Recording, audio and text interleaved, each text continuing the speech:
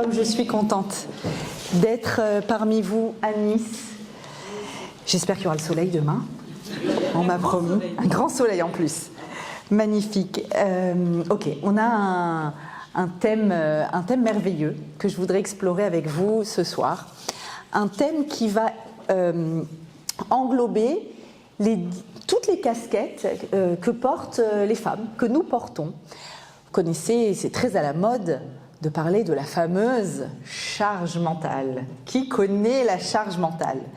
En fait, on va essayer de voir ensemble comment équilibrer entre toutes ces casquettes-là qui sont les nôtres, est-ce qu'elles nous conviennent toutes, comment repérer quand un de nos rôles ne nous épanouit pas tellement, entre le fait d'être une femme, une épouse, une maman, une grand-mère, une belle-mère, tous ces rôles, une grand-mère, ouais, tous ces rôles-là, les uns après les autres et les uns à côté des autres. Parce qu'il faut un petit peu les imaginer comme étant des poupées russes, c'est-à-dire qu'il y a bien évidemment d'abord la femme en moi qui s'épanouit, puis ensuite il va y avoir l'épouse, et il va y avoir la maman, et il va y avoir la grand-mère, et il va y avoir en même temps que ça la belle-fille, et peut-être la belle-maman plus tard, etc., etc. Et en fait, c'est un petit peu comme si c'était des poupées russes, et des fois, il y a des étapes qui se succèdent, qui s'enchaînent rapidement, et c'est une vraie question.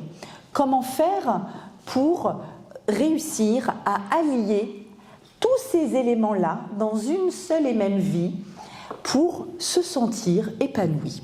Et je me suis dit, en explorant ce thème-là de nos multiples casquettes féminines, je me suis dit qu'il n'y a pas de plus jolie façon d'explorer le thème des rôles féminins, des multiples rôles féminins.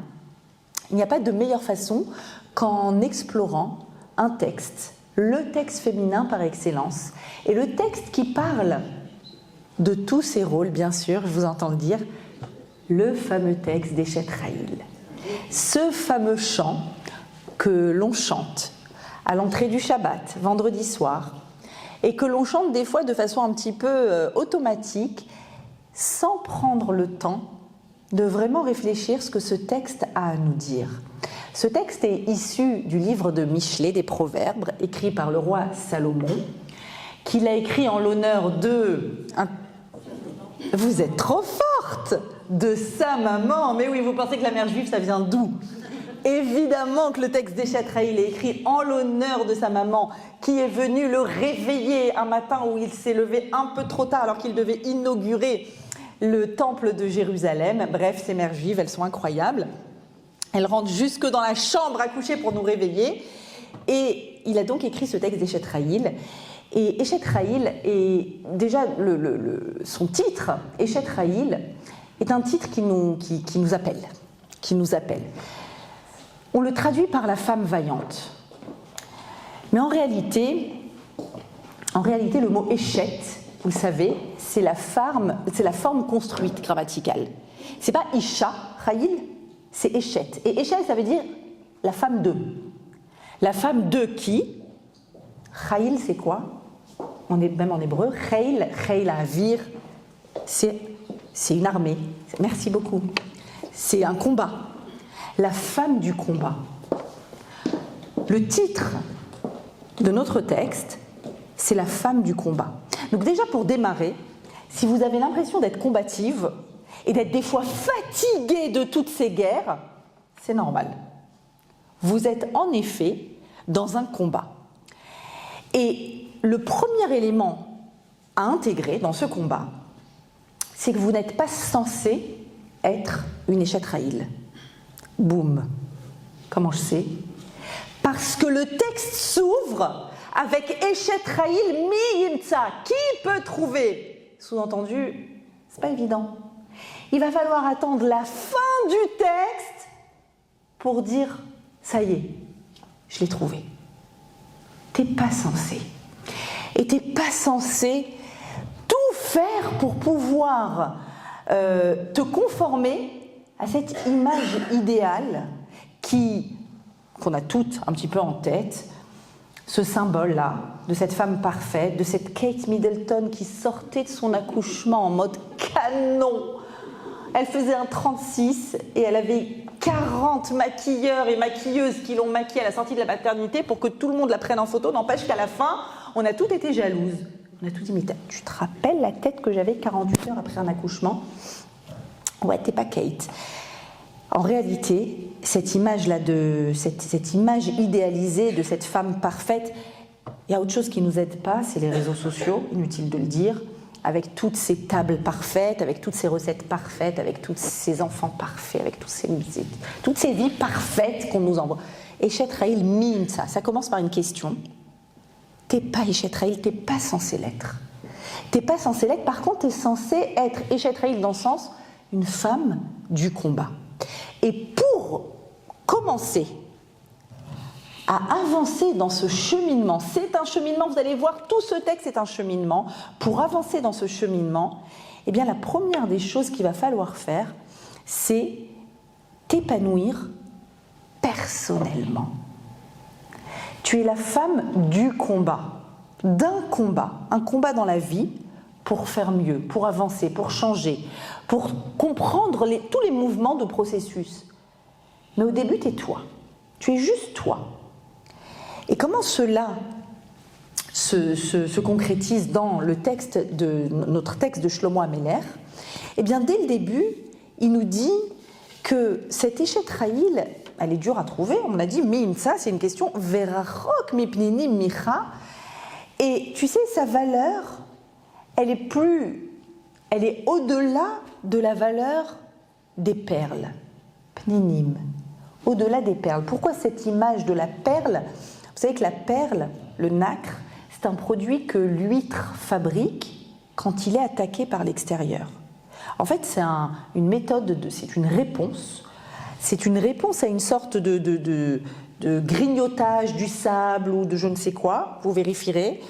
Mais en tout cas, c'est une réponse. Et pour répondre, l'huître produit cette nacre, jusqu'à produire la perle. C'est-à-dire que la perle, c'est pas juste un élément difficile à trouver qui est loin dans les mers. Non, non, c'est quelque chose que tu as fabriqué en réponse.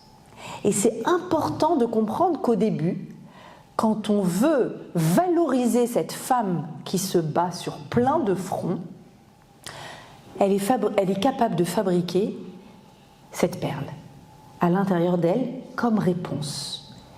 Puis rapidement, Shlomo Ameler nous l'a décrit. Que elle, il n'y a qu'elle au début du texte. Haïta ka'aniot socher, qui est une image étrange. C'est pas la première image qui nous viendrait quand on a envie de valoriser une femme extraordinaire. Tu sais, t'es comme un navire marchand. Waouh! Comme un navire marchand. Waouh! Tu vas loin comme un navire marchand. Un gros navire, hein. C'est pas une petite barque, hein. Un navire. Le Rav Yakovson explique que avant de pouvoir développer toutes les batailles, tous les combats, toutes les casquettes et toutes les luttes que va entamer cette femme, eh bien, il va falloir qu'elle soit elle. Et il va falloir qu'elle soit elle tout au long de son histoire. Et il ne faudra jamais qu'elle se perde dans d'autres rôles. Parce qu'à l'intérieur de tous les autres rôles qui vont arriver, ton travail évidemment, peut-être en tant qu'épouse, en tant que maman et tous les autres rôles, mais n'oublie pas qu'il y a d'abord toi. Comme des poupées russes, à l'intérieur, il y a d'abord quoi? Annie. Annie, c'est moi, je. Comment on traduit Annie? À Anne Sheli, c'est-à-dire ma direction. Moi, c'est quoi? C'est la succession des décisions, des directions que j'ai prises tout au long de mon existence. Et ce Annie, comment il devient consistant? Parce que tu as besoin de consistance. Comment il devient consistant? Eh bien, à l'image d'un navire marchand. Un grand navire dans les eaux, oniot, des navires, c'est, vous l'entendez, Annie au pluriel. C'est moi, Annie, ma direction, plus qui est l'autre Annie ou Anochi. Anochi Hashem Elokecha. La conjugaison de deux Ani. Il y a moi, il y a Anochi Hashem Elokecha, Kadosh Baruch Hu. Et l'image du navire, c'est cette image de la capacité à tracer une route, où ça, là où elle n'est pas tracée. Aucune mer n'a de route tracée. Sur la terre, il y a des routes tracées. La mer, au contraire, symbolise quoi? Les courants, les grands courants, les influences. Être emporté par un courant, être emporté par une vague. Et quand tu es emporté par une vague, ben tu dissous ton Ani. Il n'y a plus vraiment de Ani. C'est ce que vivent souvent nos enfants quand ils sont adolescents. Et qu'il y a des grandes vagues qui les emportent, qu'il y a des influences, et qu'ils essayent de se chercher, de se trouver. Où est mon Ani? Qui je suis? Qu'est-ce qu'on dit de moi? Quelle est mon image? À quoi je ressemble? À quoi j'ai envie de ressembler? Quelle est mon image idéalisée? Et même à l'âge adulte, nous aussi, on a des images idéalisées, on a des fantasmes. Et il y a une mer de courants devant nous. Et la route n'est pas tracée. Le navire est celui qui sait tracer sa route. Aniyot, il a un Ani qui est très fort. Et mon Ani qui est très fort, ma direction, mon moi, ma consistance, mes talents, mes rêves, mes espoirs, mes valeurs, mes sujets, ce qui me touche, ce qui compte pour moi, je le conjugue avec le grand Ani, Anochi Hashem Elokecha, et j'avance. Donc d'abord, j'insiste là-dessus, d'abord ma consistance. Pourquoi? Parce que très vite dans la vie, je vais être avalée par toutes sortes d'injonctions. Évidemment, l'injonction de la société, l'injonction de l'image, l'injonction des multiples rôles qui vont se superposer les uns aux autres. Et au milieu de tout ça, le risque numéro 1, c'est de t'oublier. D'oublier qui tu es et qu'est-ce que tu veux. Qu'est-ce qui compte pour toi? Comment tu vas avancer? Quelle histoire propre, singulière, tu veux écrire? Une fois qu'on a parlé de cette consistance, on va pouvoir parler d'une épouse. Dans l'histoire, dans ce texte-là d'Eshet-Raïl, l'épouse apparaît. Et elle va apparaître à travers, on voit énormément d'ouvrages. On voit qu'elle est une épouse, le texte dit « Batarba lev ba'ala », son époux lui fait confiance, mais immédiatement, alors vous allez voir tout au long du texte, il n'y a pas d'enfants, mais tu devines qu'il y a des enfants. Comment tu devines? Parce qu'elle ne s'arrête pas. Tu dis « mais pose-toi une seconde, Et elle se lève tôt le matin, et elle se couche tard le soir, et sa lumière ne s'éteint pas. Et vous allez voir le nombre de métiers qu'elle cumule en même temps, vous allez voir. Mais on ne parle pas de ses enfants.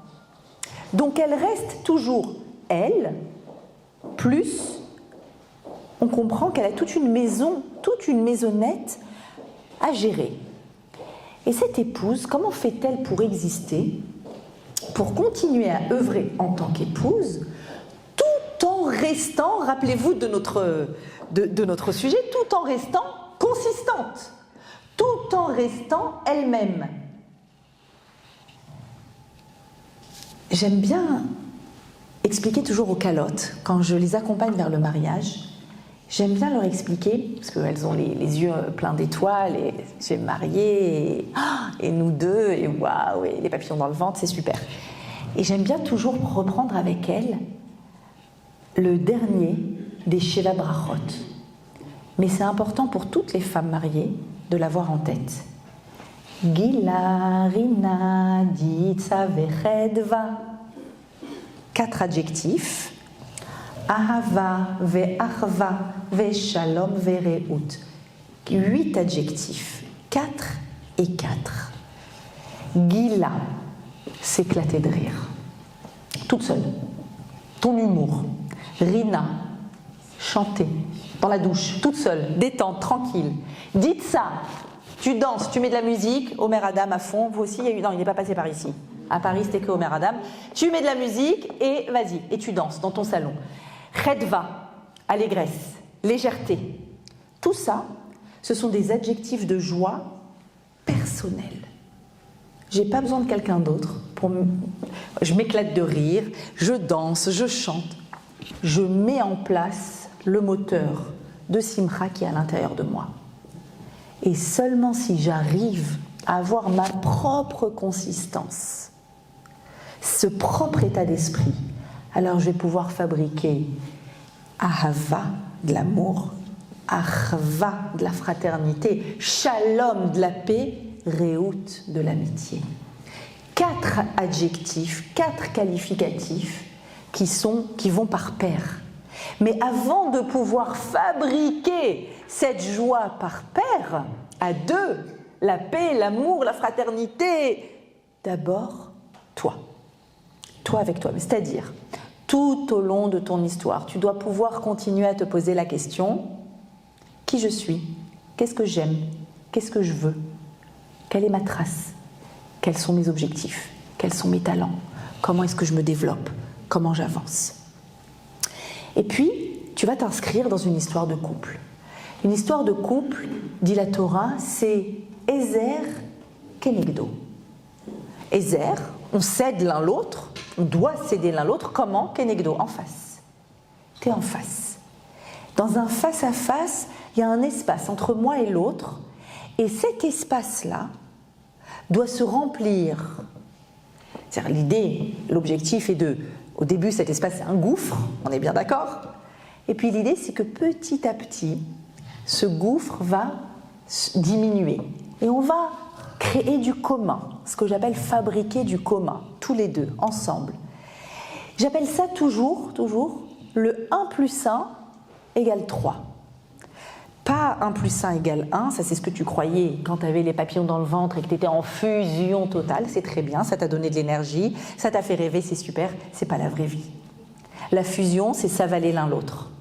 Il y a forcément un des deux qui avale l'autre quand on est en fusion. C'est pas un rapport de couple équilibré. 1 plus 1 égale 2, supramodernité, t'es chez toi, je suis chez moi, j'ai mon compte en banque, t'as ton compte en banque, t'as tes passions, t'as tes potes, j'ai mes potes. Il n'y a pas de commun. 1 plus 1 égale 3, c'est tu continues à exister à part entière, avec ta famille, avec tes projets, avec tes difficultés, tes fragilités aussi, moi aussi, tous les deux. On a chacun encore notre identité, notre singularité, et on fabrique quoi? Une troisième entité qui s'appelle le couple. Et je réfléchis toujours, je me demande, est-ce que le couple est gagnant? Est-ce que le couple se nourrit? Est-ce que j'alimente le couple? Parce que je m'alimente, est-ce que j'alimente le couple? En parallèle, je dois alimenter le Gila, Rina, Ditsa, Vechedva. Donc 1 plus 1 égale 3. Darshat Semer ou Fishtim. Elle est allée chercher du lin et de la laine. Elle est allée chercher du lin et de la laine. Et elle a fabriqué avec ses mains. Elle a fait ce qu'elle avait à faire avec ce lin et cette laine. Pourquoi lin et laine? Parce que l'un est d'origine animale, l'autre est d'origine végétale. Deux entités tellement différentes. Ce passouk dit, le Midrash parle de Rachel, Imenu, qui a su créer de l'unité, qui a su dire à son fils Yosef, oublie, pardonne et tu amèneras le Mashiach. Crée de l'unité parmi les 12 tribus. C'est Yosef qui crée cette unité. Darshat Semer ou Fishtim, c'est cette femme-là, c'est cette Eshet Chayil, cette femme qui combat sur tous les fronts et qui dit je dois fabriquer de l'unité, pas de l'unité en gommant et en créant de l'uniformité, non, de l'unité. C'est pas de l'uniformité, c'est-à-dire sans gommer les différences, de l'unité. Tsemer ou Fishtim. Quand Sarah a épousé Abraham, vous vous souvenez toutes, elle ne s'appelait pas Sarah, elle s'appelait Sarai. Et quand est-ce qu'elle est devenue la maman d'Yitzhak? Quand on lui a rajouté un He dans son nom. Le Yud est devenu un He. Et les Chachamim nous expliquent que Sarai ne pouvait pas avoir d'enfant. Le Yud, c'est quoi? Le Yud, dans les lettres de l'alphabet, c'est la seule lettre qui n'a pas de socle, qui n'est pas posée par terre. Elle est suspendue. Le Yud, c'est cette petite lettre qui vole Qu'est-ce qu'exprime le Yud? C'est la première lettre du nom d'Hachem, Yud-Ke Vav-Ke. Ce Yud exprime la partie à l'intérieur de nous qui vient d'Hachem. L'intérieur, la Neshama, l'âme, le monde émotionnel, le monde intellectuel. Sarai était une femme, dit le texte, plus grande qu'Abraham en prophétie. Une plus grande prophétesse qu'Abraham. Sarai est une femme épouse. C'est pas une femme maman. Pour devenir maman, il faudra qu'elle intègre le Hé dans son nom. Le Hé, c'est quoi? C'est la lettre, dans les secrets des lettres de l'alphabet, c'est la lettre de la terre, du monde, du concret. C'est la lettre qui reçoit une graine et qui produit un résultat. Avant de devenir Sarah, elle est Sarai. C'est-à-dire qu'avant de prendre à bras le corps ton rôle de maman, qui nous prend dans les tripes, c'est la chair de ma chair, n'oublie pas de garder le petit Yud à l'intérieur de toi. Le Yud qui crée un lien émotionnel, spirituel et intellectuel avec ton époux. Pourquoi je dis ça? Parce qu'une des plus grandes difficultés des couples, des plus grandes, c'est au moment où ils deviennent parents. Et où tout d'un coup, autre chose nous avale tous les deux. On est les parents d'eux. Non, vous êtes époux et épouse d'abord. Et ces petits mignons-là, quand ils arrivent dans notre vie, ils ont une telle capacité à prendre toute la place et à nous prendre de partout, à tous les niveaux de notre existence. Quand c'est les fêtes, quand c'est pas les fêtes, quand c'est les vacances, dans les finances, ils colonisent tout. Et tu oublies que tu es une épouse et il oublie qu'il est aussi un époux. Et donc, Sarai vient nous rappeler, d'abord, quand il y a ce passage-là vers la maternité, garde toujours un espace pour le couple. Toujours. C'est très important de dire aux enfants, vous connaissez le moment du coucher. J'ai encore envie de faire pipi. J'ai soif. Je veux un fruit, j'ai pas pris mon fruit. J'ai encore faim. J'ai mal au ventre. Tu m'as pas raconté l'histoire. Ça, c'est quand ils sont petits. Quand ils sont ados. Quand ils sont ados, ils sont là. Là, partout. Non, mais je dors tard, moi. J'ai un contrôle de physique demain. Leur dire, c'est le moment de papa et maman. C'est notre moment. Ah, ils sont choqués. Attends, mais d'où vous existez à part moi? Qui vous donne le droit d'exister en tant que papa et maman? Vous êtes mon papa et ma maman. Je suis le lien entre vous deux. Non, on existe. On s'autorise à être papa et maman, même sans que tu sois là, pour occuper tout cet espace. Ma fille qui est sage-femme m'a dit récemment, il existe un concept qui s'appelle le baby clash. Vous connaissiez? Baby clash, le clash à l'arrivée d'un bébé. On appelle ça le baby clash, je ne savais pas.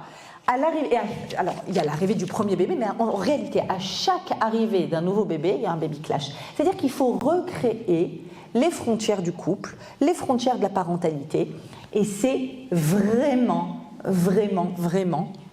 encore un combat. C'est encore un chayil. Tu es encore en train de réfléchir à ton rôle. Est-ce que je suis trop? Est-ce que je ne suis pas assez? Non, il y a un truc qu'on fait, nous les femmes, tellement bien, mais tellement bien, ce geste-là. Qui pour? Mauvaise femme, mauvaise épouse, mauvaise mère, mauvaise au boulot. Je ne suis pas assez au boulot, je suis trop à la maison. Je suis trop à la maison, je ne suis pas assez au boulot. Je ne suis pas assez avec mon mari, j'ai complètement oublié mon couple. Mais je ne suis pas du tout assez avec mes enfants. Et vas-y. Alors, mais là, on est championne du monde de remise en question de « non, c'est pas bon, c'est pas assez ». Et quand tu changes le tir et que c'est trop là, tu te redis « non mais là non plus, ça va pas ». C'est pour ça qu'on appelle ça un chayil. Parce qu'on est tout le temps en train de recalculer la juste mesure. Et cette femme, cette Isha-là, comment elle fait? Elle ne s'arrête pas. elle ne s'arrête pas. Et ce texte qui a été écrit il y a 3500 ans, 3000, non j'exagère, il y a 3000 ans. Ce texte qui a été écrit il y a 3000 ans, il décrit une femme moderne, mais c'est incroyable. En repréparant ce cours, je me suis replongée dans le texte d'Eshet Chayil, je vous assure, c'était exceptionnel. Parce qu'on le dit comme ça, facilement, mais je crois qu'on ne réalise pas ce que l'on dit. Vous savez ce qu'elle fait? Venez, on regarde tous les métiers qu'elle fait. C'est une businesswoman, je vous explique. Clairement. Alors, Darshat Semer ou Fishtin, donc elle tisse, elle cherche le lin, la laine. Ok. Alors, Vatakom Beod Laila. Elle se lève quand c'est encore la nuit, très tôt le matin. Elle donne à manger à tout le monde. Elle fait de l'immobilier. Zamema Sade Vatikacheou. Elle a repéré un bon champ. Elle va l'acheter. Ah, elle ne s'arrête pas dans l'immobilier. Mais prix Kapéa Natar Karem. Ensuite, elle va planter. Bah oui, il faut faire fructifier l'immobilier. Bravo, madame. Ensuite, tu fais quoi? Bon, elle s'arme de courage. Loïrbe Balaïla Nera. Bah, tu m'étonnes. La lumière ne s'éteint pas le soir chez toi. Je te crois. Ensuite, ses mains saisissent le rouet, ses doigts manient le fuseau. Elle se met de nouveau à la couture. Bon, au milieu de tout ça, elle ouvre la main aux pauvres, aux nécessiteux.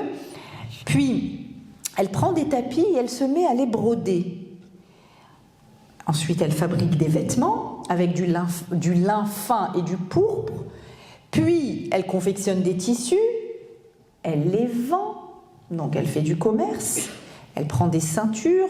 Elle les marchande aux marchands. Puis, qu'est-ce qu'elle fait encore? Au milieu de tout ça, du chesed, elle fait des sadines, des tissus et elle dirige toute sa maison. Je suis épuisée. Entre le matin, le soir, l'import-export, le commerce, la plantation, le tissage, le filage, comment elle fait? Comment elle fait? Je suis très sérieuse. Comment elle fait? Vous avez vu le nombre de... Vous allez le revoir avec attention, ce texte. Je vous l'ai dit en français, pas en hébreu. Limite, quand je vois ce qu'elle fait, je dis, bon, ça va, je suis bien, moi. Ça va. Comment est-ce qu'elle fait? On décrit une femme ultra active. Ultra active à l'intérieur, ultra active à l'extérieur. C'est très actuel. Ministre de l'Intérieur, ministre de l'Extérieur. Ce qu'elle fait, si je regarde avec attention ce texte, je vais voir que ce qu'elle fait, en fait, c'est qu'elle fait des actions liées toujours à un monde émotionnel. Et je m'explique. Tout au long de ce poème, on a un terme qui revient beaucoup, deux termes plus exactement. Le premier, c'est Yad, la main. C'est une femme d'action. Ses mains reviennent sans arrêt. On parle sans arrêt. Yadeha, pri Yadeha, Yadeha Shilcha. Ses mains sont partout. Quoi d'autre? Kaf, Kapea. Quelle différence entre Yad et Kaf? Yad, c'est le monde de l'action. La main, pour agir, elle doit forcément être fermée. Quand tu écris, quand tu saisis un objet, quand tu tisses, quand tu fais tout ce qu'elle fait, les ventes, les achats, les commerces, tu as la main fermée. Kaf, c'est la paume de la main. Tu as forcément la main ouverte. Quand est-ce que la main ouverte est ouverte? On a dit qu'elle reste fermée quand elle est dans l'action, concrète, dans le monde du réel. Elle est ouverte, la main reste ouverte quand il y a don ou réception. Soit quand je donne quelque chose, soit quand je reçois. C'est-à-dire que le mot kaf dit que l'action est reliée au cœur. Mon cœur a envie de donner ou de recevoir, de créer un lien, de produire du mouvement. Un mouvement entre moi et l'autre. Il y a donc l'action parce qu'on agit. Parce qu'on se lève, parce qu'on les amène à l'école, parce qu'on fait les sandwichs, parce qu'on nettoie, parce qu'on prépare, parce qu'on anticipe, parce qu'il y a le Shabbat, parce qu'on va au boulot, parce qu'on revient, parce qu'on répond à un mail, parce que... Il y a tout ça. Et c'est vrai. Chazak, mesdames. Chazak à nous toutes, on ne s'arrête pas. Chazak. Ça, c'est Yad. Mais si on faisait que Yad, on rendrait l'âme immédiatement. On dirait bye, bye, je peux pas. Faire encore et encore des mouvements répétitifs, c'est le fameux mythe de Sisyphe. Je ne peux pas faire un travail de Sisyphe, je ne peux pas faire un travail déconnecté. Je ne peux pas faire un travail dans lequel, comme un automate, comme un robot, je reproduis tout le temps la même chose, les mêmes mouvements. Je ne peux pas. Je ne peux pas, c'est abrutissant. Et chez Traïl, elle me dit, je t'explique. Moi aussi, j'arrête pas. Mais à chaque fois que tu vas voir le mot Yad, tu vas voir le mot Kaf. Dès le début, on a dit Vata'as, elle fait. Vata'as, c'est quoi Asher bara Elohim la asot, on dit dans Kiddush. Le monde qu'Hachem a créé, la asot, pour faire. Pour faire, c'est pour transformer le monde. La asot, c'est faire, c'est transformer. Le verbe la asot veut dire transformer. C'est pour ça que la fameuse phrase, souvent mal comprise, où on dit Ishak Shera, vous connaissez Ishak Shera, une femme comme il faut, Osa Retson Baala, fait la volonté de son mari. Tu dis ça, tu dis Aïma le Maghreb. Pas possible. En réalité, il y a écrit quoi Ishak Shera Osa. Elle fabrique la volonté de son mari en lui faisant croire que c'est lui qui a décidé. C'est l'idéal. Osa, elle fabrique. Vata'as berefetz kapea. Regardez ce mot magique. Refetz, c'est quoi refetz? Le désir. Le désir de quoi? De la paume de la main. Tu savais que la paume de ta main, elle avait du désir? Connecte-toi au désir de la paume de ta main. Quand tu fais quelque chose, demande-toi si c'est un désir de la paume de ta main, c'est-à-dire d'une main ouverte, d'une main tendue, tendue vers l'autre, tendue vers les émotions. Est-ce que tu es en train d'agir de façon alignée avec tes émotions, avec ce que tu as envie de produire dans ce monde, avec la trace que tu veux laisser ici? Berefetz kapea, mipri kapea nat'a karem, mipri kapea, du fruit de kapea, la paume de sa main, nat'a karem, elle a planté une vigne. Je pose une question. Du fruit de sa main, elle plante une vigne. Mais il n'y a pas de fruit, justement. Si je plante une vigne, c'est que j'aurai des fruits. Je veux des fruits dans le futur. Ça veut dire quoi? Des fruits de sa main, je plante une vigne. Non, je plante une vigne pour avoir des futurs fruits. Ton kaf, la paume de ta main, elle a déjà des fruits. Au moment où tu plantes, tu sais où tu veux aller. Et c'est ça qui te donne l'énergie de planter des graines. Et vous savez quoi, mesdames? Tous les jours, on plante des graines. Pas tous les jours, on voit le fruit. Combien de fois on a l'impression de planter des graines dans le vide? J'ai fait, j'ai essayé, j'ai été gentille, je lui ai répondu gentiment, j'ai été patiente, j'ai tenté une autre approche avec mon époux, mon ado, mon patron, Et tu dis, ça marche pas, ça marche pas. Attends, tu vas voir.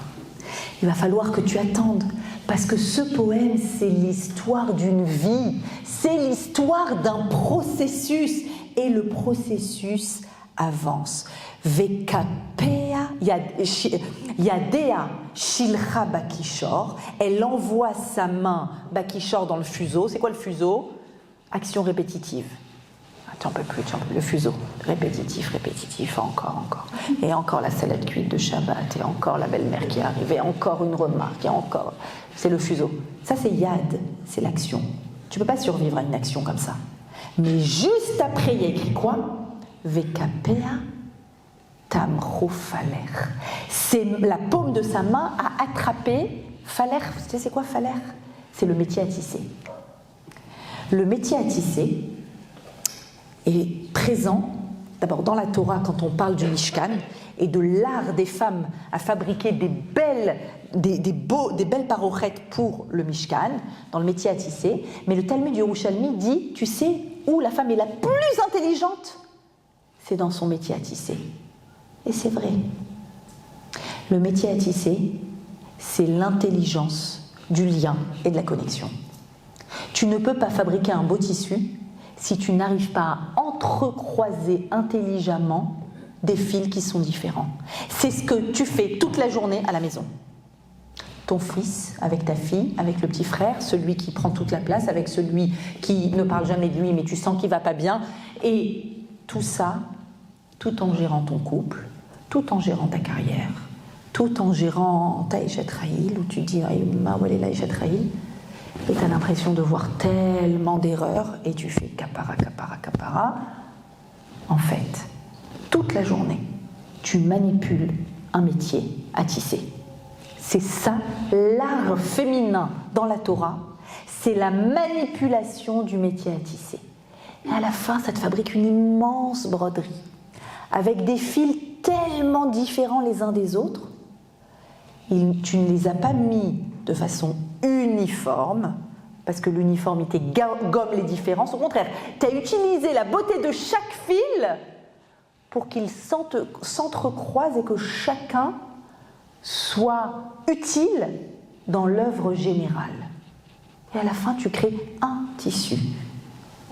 C'est l'art de l'unité by woman. Woman made. C'est un art féminin. L'art féminin de pouvoir placer l'espace particulier de chacun pour pouvoir donner de l'existence et du lien et de la connexion à chacun. Et donc, on n'est pas étonné si juste après il y a écrit Kappa parsa leani. Voyez encore le kaf. Kappa parsa. La paume de sa main est ouverte vers qui? Leani. Vers le pauvre. Le pauvre, c'est pas la même chose que le évion. Le évion, c'est le misérable qui n'a rien, financièrement qui n'a rien. Et ça, c'est yad. La main, elle donne aux pauvres. La main donne. Kappa parsa leani, c'est quoi? On est tous, toutes entourés de pauvres autour de nous.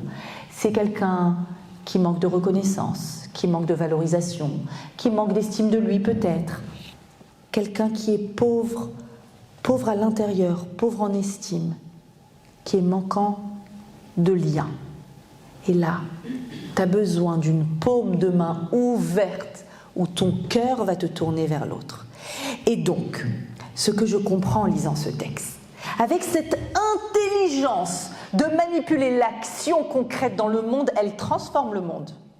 Elle bosse, elle se lève tôt, elle se couche tard, elle agit, elle fait, elle crée des connexions, elle est partout. Elle est incroyable. Bien sûr qu'elle a des moments de doute. Bien sûr qu'elle se demande où est la Eshet Rahil, alors qu'elle est en plein dans son poème. Et au milieu de tout ça, parce qu'on a des doutes, parce qu'on s'en veut, parce qu'on doit plein de fois rectifier le tir, et c'est normal. Alors au milieu de tout ça, Shlomo Ameler nous met des valeurs. Des valeurs. La valeur de la confiance, bitachon, batarba. Puis ensuite, vatisrak leyom acharon, voilà ce qui lui donne de la force. Elle rit en pensant au dernier jour. Le bitachon, on est dans la semaine du bitachon féminin, Shabbat, Parashat Beshalach, Min HaShamayim. C'est le Shabbat du bitachon féminin où Myriam prend les toupim, danse avec les toupim. Elle porte le bitachon de tout le clan Israël.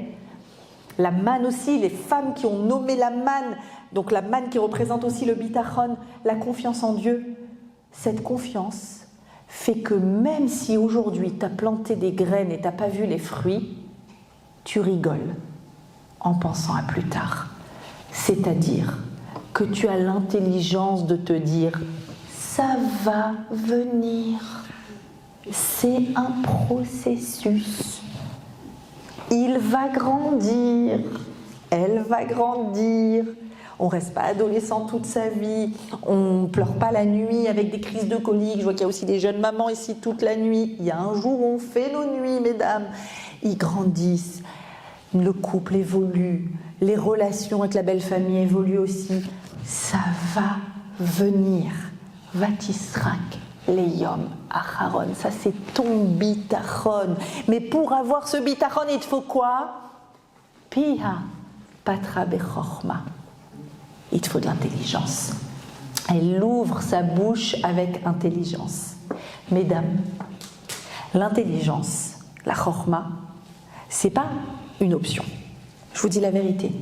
Et encore plus pour nous les femmes qui avons le rôle, la responsabilité énorme de créer de l'unité, d'amener la Géoula. Vous le savez, que les femmes apportent la Géoula finale.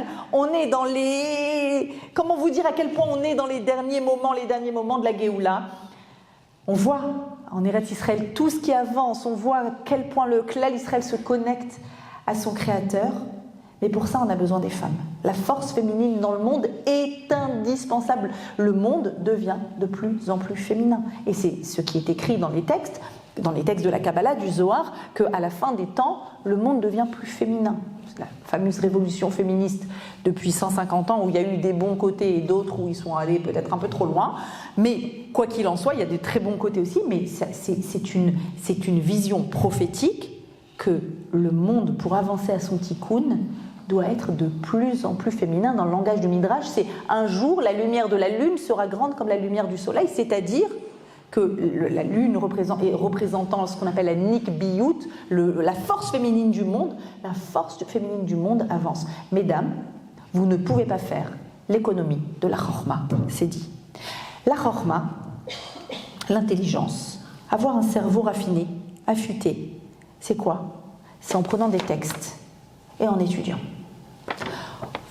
Bravo, vous êtes là ce soir, mais allez dire à toutes vos copines que si on n'étudie pas, si vos filles n'étudient pas, si elles n'ont pas accès au texte de la Torah, si elles ne se remplissent pas de la Torah, de l'intelligence infinie de la Torah, alors tu ne peux pas arriver au bout du poème.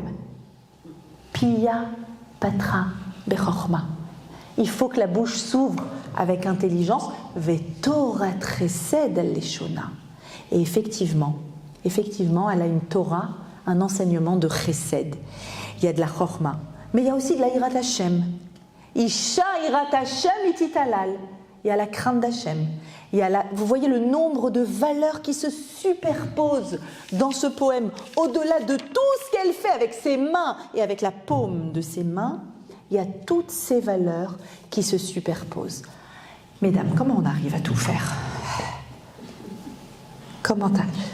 Des fois, on demande comment tu arrives à tout faire? Comment tu fais ça? Et tu fais ça, et tu fais ça. Et Baruch Hashem, les enfants, la belle famille, les petits-enfants. Comment tu fais? La vraie question, c'est pas comment tu arrives à tout faire. Je vais vous dire c'est quoi la vraie question. La vraie question, c'est comment tu arrives à compartimenter ta vie pour ne pas tout faire en même temps. Et je m'explique. La vraie difficulté, c'est quoi? Pourquoi est-ce que tu as l'impression de louper le coche? J'ai loupé le coche avec mon enfant, j'ai loupé le coche dans mon couple, j'ai loupé le coche avec ma belle famille, c'est de pire en pire, j'ai loupé le coche, je cuisine pas du tout. Vous savez que mon fils m'a dit récemment, mon petit de 8 ans, je l'assume, je vais vous le dire devant vous, il m'a dit, mais tu sais maman, c'est meilleur à la cantine qu'à la maison.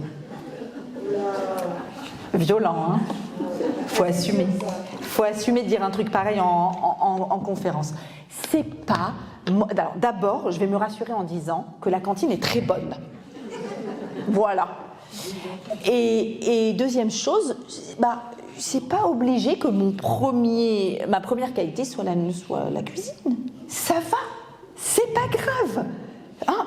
Non, je sais pas, je me sens mal là tout d'un coup. Non, ça va, on est d'accord. Baruch atah Adonai Eloheinu melech haolam she'akol nהיה bidvaro. En réalité, ce qu'il faut, c'est réussir à compartimenter. Il ne faut pas réussir à tout faire. C'est une erreur.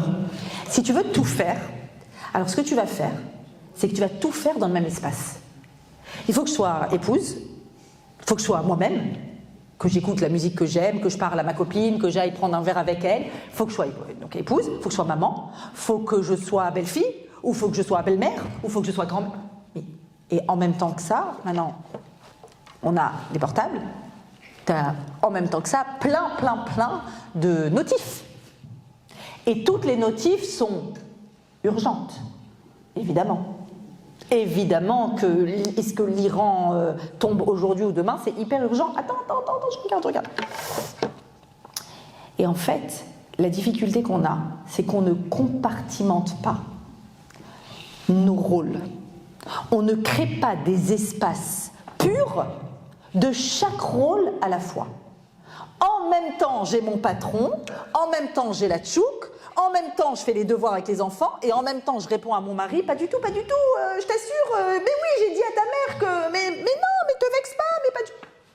T'as rien fait bien, en fait. Parce que ta tchouk, elle va brûler, ton enfant, il te tire et il te dit j'ai une mauvaise note, et ton mari, il est vexé, et tu t'es dit mais j'ai essayé de tout bien faire, et j'ai essayé de répondre à ma belle-mère, et j'ai essayé de trucs, et j'étais avec mon enfant, et à la fin t'es là, et qu'est-ce que tu fais? Je vous ai dit ce qu'on fait le mieux, la main fermée, sur le cœur, je suis nulle. Non, t'es pas nulle. T'es pas nulle, il faut que tu compartimentes. Comment je sais? Il y a, dans le texte, l'évocation du mot Sheharim, les portes. Noda Sheharim Bala, ou à la fin, parce qu'on va quand même y arriver, à la fin, les enfants vont apparaître à la fin du poème et ils vont reconnaître Maman is the best. Ça va arriver, il faut arriver à la fin du poème. Et on a effectivement, Viye Halleluha Basheharim Maasea. Et tout le monde va faire les louanges de ses actions, Basheharim, dans les portes. Quelles portes? Pourquoi il y a des portes? Vous savez que les portes, c'est quelque chose de très important dans le judaïsme. Dans toutes les portes, il y a une mitzvah déjà, c'est laquelle? La mezouza. La mezouza qui te force à t'arrêter. La porte, dans la paracha de la semaine dernière, vous vous souvenez qu'il y a le sang du Corban Pessar qui a été mis sur les pontons des portes et il fallait rester à l'intérieur. La porte, c'est toujours ce qui vient représenter la frontière entre l'espace intérieur et l'espace extérieur. Et s'il y a une mezouza, c'est pour que tu t'arrêtes 2 secondes à la porte. Arrête-toi 2 secondes à la porte. Laisse à l'extérieur de la porte ce qui appartient à l'extérieur. Rentre à l'intérieur avec ton intériorité, avec ton cœur de maman, avec ton cœur d'épouse. Rentre à l'intérieur avec qui tu es. Pas avec un masque, pas avec un rôle, pas avec une fonction.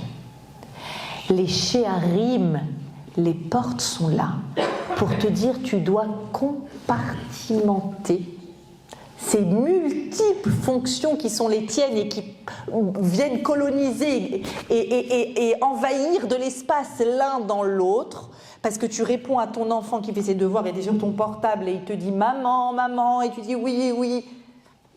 T'es pas vraiment avec lui. Et t'es pas vraiment avec ton mari quand t'es au lit et que t'es comme ça. Ou que tu es au téléphone avec quelqu'un. Je me rappelle que le premier conseil qu'on m'a donné, il y a presque 30 ans quand je me suis mariée, on m'avait dit, ça n'existait pas les portables, mais il y avait des téléphones fixes. C'était à l'époque de l'Antiquité, vous vous souvenez. Il y avait quand même des téléphones. Et je me rappelle qu'on m'avait dit, tu sais quoi, ton mari rentre à la maison, ne sois jamais au téléphone. Il a l'impression d'être transparent. Maintenant, tu te dis, mais ça va, 2 secondes, je finis ma conversation. Il a l'impression qu'il y a du vent qui passe. Et c'est un conseil intelligent. C'est-à-dire, de façon générale, quand je fais quelque chose, je dois le faire pleinement, avec consistance. On a commencé notre cours en parlant de notre consistance, de notre ami. Quand je suis dans un des rôles, j'arrive et je l'occupe pleinement. Et j'évacue le reste. Il n'y a pas de travail. Il n'y a pas la belle-mère qui harcèle, ou la cousine, ou la voisine, Je suis là. Je suis là et je suis avec toi. Je suis avec toi pleinement. Et quand je donne à quelqu'un le sentiment d'être avec lui, la relation, elle est complète, elle est consistante, elle est remplie. Pas besoin d'avoir beaucoup de quantité. C'est une question de qualité. Donc la question, c'est pas comment tu arrives à tout faire, c'est comment tu arrives à ne pas tout faire à la fois. Et donc on a dit les enfants. Et les enfants qui nous prennent toute la place, ils arrivent à la fin. Ils arrivent à la lettre Kouf, la fin du poème, vous savez, qui est écrit par ordre alphabétique à l'Alphabet. Kamou banea vaye hashroua. Alors, tu devinais tout au long du poème qu'ils étaient là. Pourquoi ? Vu combien elle bosse, vu comment elle se lève tôt, vu comment elle se couche tard, et vu tout le tissu qu'elle tisse, etc., tu dis, waouh, elle a de quoi faire. Mais à la fin, ils apparaissent. Kamou banea vaye hashroua. Ces enfants se lèvent et reconnaissent. Vaye hashroua, ils la rendent heureuse. Mesdames, le moment où les enfants se lèvent et vous rendent heureuse, c'est à la fin. Gardez en tête. Bien sûr que tout au long du chemin, on a plein de moments de bonheur et plein de satisfaction. Mais il y a la vraie satisfaction. C'est Kamou banea vaye hashroua. Et ton intelligence, c'est de savoir que tout au long du processus, tout ce que tu as fait, chaque tfila, chaque larme, chaque allumage des bougies, chaque mikvé où tu as été, à chaque fois que tu as été patiente, à chaque fois que tu as ravalé ta salive, à chaque fois que tu voulais dire et t'as pas dit, tu as planté des graines. Mais t'inquiète pas, dit le texte. Kamou banea vaye hashroua. Ça va venir. Mais ton rôle en attendant, c'est quoi ? Ton rôle, c'est d'être pleinement présente. Ton rôle, c'est en fait que ton enfant sache que tu es là. Un enfant a besoin de savoir que maman est là. T'as pas besoin d'être la plus grande psychologue. T'as pas besoin t'as pas besoin d'être au top. T'as pas besoin d'être au top. Libère-toi de cette injonction. Juste, sois là. C'est juste une présence. Sur la mer, on dit Torat imecha. Shma béni, écoute mon fils Moussar avicha. Ton père, il est là pour te faire les leçons de morale. Non. Ta mère, c'est quoi ? Torat imecha. Ce que tu donnes à tes enfants, en fait, c'est la Torah. C'est quoi la Torah ? L'enseignement, c'est-à-dire à travers ce que tu es, ton exemplarité. Il te voit allumer tes bougies, il te voit faire ta prière, il te voit prendre le temps de répondre, il te voit accorder du temps à ce qui est important et mettre de côté ce qui l'est moins, avoir un ordre de priorité. Il te voit essayer. Il ne te voit pas forcément réussir. Il te voit essayer. Ils sont sensibles à ça, les enfants. Ils savent. Et après, Tnoula mi priyadea. On termine comme ça en beauté. Donnez-lui le fruit de ses mains. Tu as eu tes mains qui ont fait. Il y a un fruit à la fin, péri. Ça donne des fruits. Et à ce moment-là, le texte de Shlomo Ameler dit, tu sais quoi ? Le résultat parle de lui-même. Le résultat parle de lui-même. C'est tout. Tu n'as pas besoin de gros titres, pas besoin d'Insta, pas besoin de rien. Juste ce résultat. Il faut pour ça, comme on l'a dit, que tu puisses mettre les frontières, que tu saches te développer, toujours connecté à toi-même. Vous vous souvenez, on a dit être connecté à soi-même, être consistant.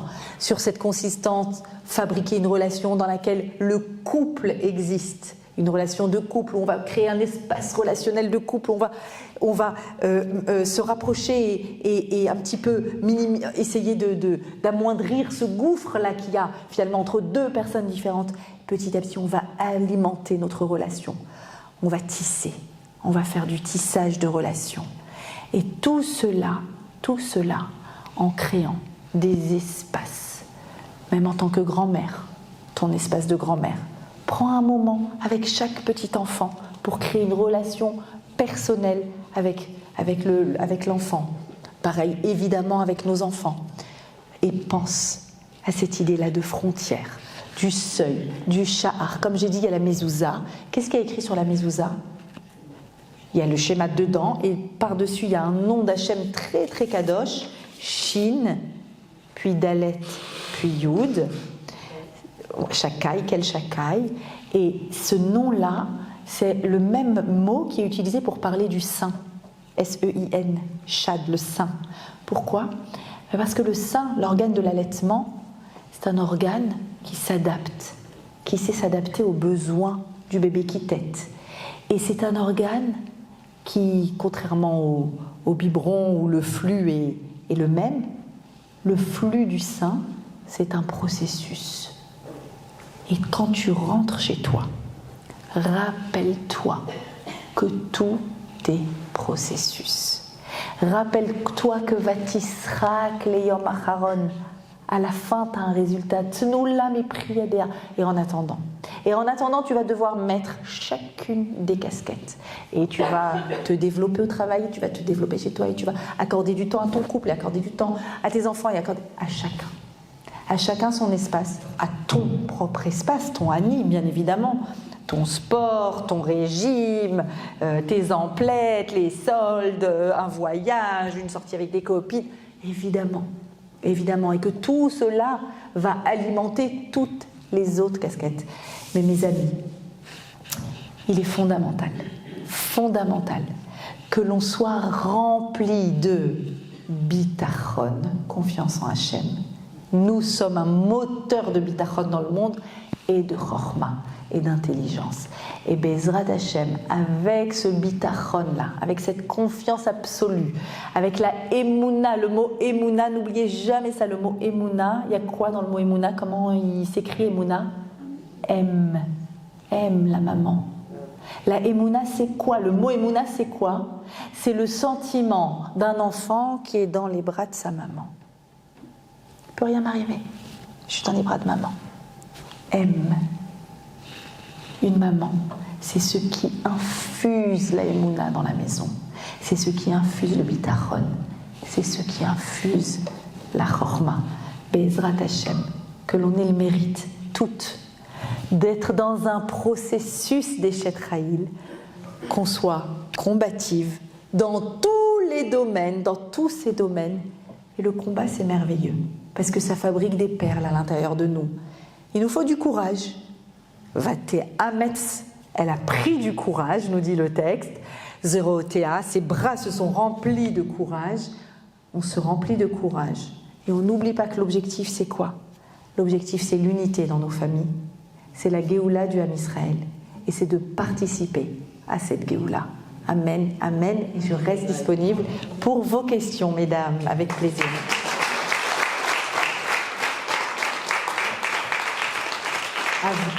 Avouez que vous n'allez pas lire Eshet Raïl de la même façon ce vendredi soir. Est-ce qu'il y a des questions? Certainement. Enfin, des questions de vos copines. J'ai une copine qui m'a dit que...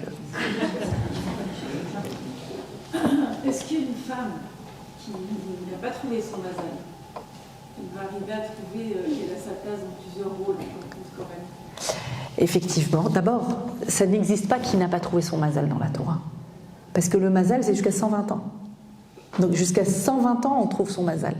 Il y a pas de... On ne sait pas quand et à quel moment ça va se réaliser, mais déjà, je crois que la première chose, Vatisrak Leyom Acharon, le bitachon, non, elle n'a pas encore trouvé son mazal. Et elle a plein de rôles. Elle a des amis, elle est sœur, elle est fille, elle travaille. Il y a énormément d'éléments dans lesquels elle va laisser sa trace. Ce qu'il faut, c'est laisser une trace dans ce monde. Des élèves, peut-être. Évidemment qu'on laisse... et c'est pour ça que j'ai précisé que Eshet Raïl, au début, il n'y a pas de mari, il n'y a pas d'enfant. C'est Eshet Raïl. Et Mipnini Micha, à l'intérieur d'elle, elle fabrique cette nacre-là. Il n'y a encore rien. Et puis après, c'est petit à petit. Mais Bezrat Hashem, que toutes les Bnot Israël trouvent leur mazal pour se développer encore plus.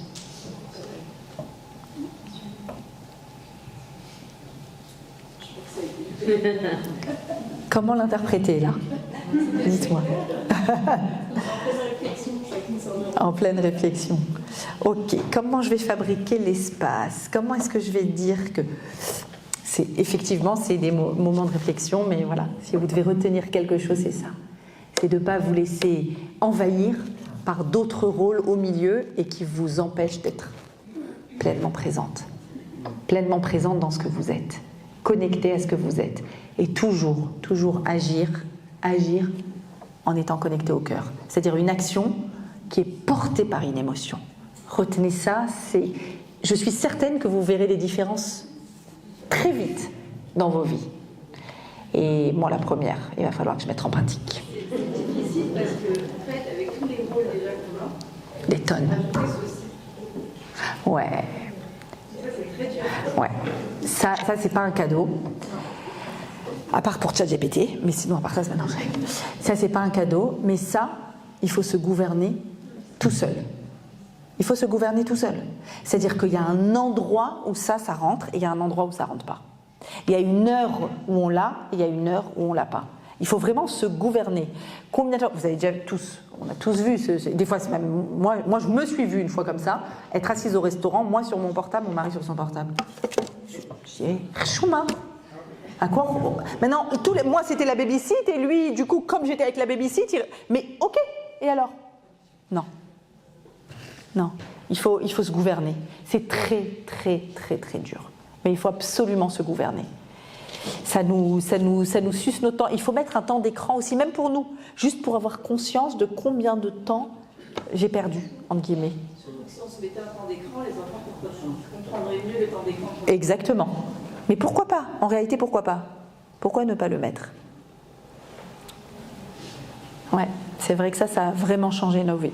C'est vrai.